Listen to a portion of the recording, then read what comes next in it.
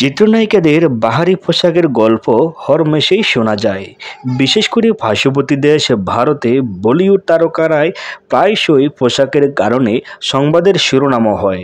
কখনো অধিক দাম, আবার কখনো পোশাক শিল্পের কারুকাজ, যা আলোচনায় কেন্দ্রিতে নিয়ে আসে ভক্তদের মাঝে।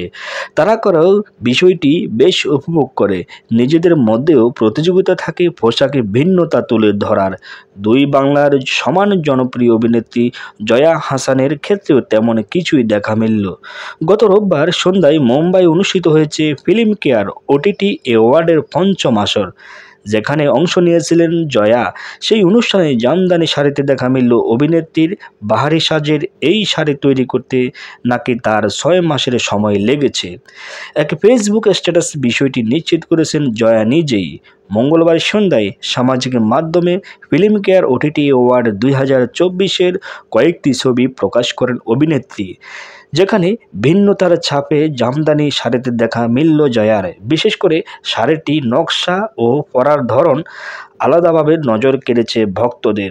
ছবিগুলো প্রকাশ করে জয়া লিখেছেন, সবসময় আমার সাজ পোশাকের মাধ্যমে আমি যে সংস্কৃতি থেকে উঠে এসেছি তা উপস্থাপন করার চেষ্টা করি। অনেকদিন ধরে আমার পরিকল্পনা ছিল একটু অন্যরকম করে জামদানি শাড়ি পরব, আর তার জন্য ফিল্ম কেয়ার অ্যাওয়ার্ডের চেয়ে বড় মঞ্চ কী হতে পারে। এই আয়োজনে নামি দামি অনেক শিল্পীদের সঙ্গে দেখা হয়। আমাকে আবার এমন সুযোগ করে দেওয়ার জন্য ধন্যবাদ ফিল্ম কেয়ার।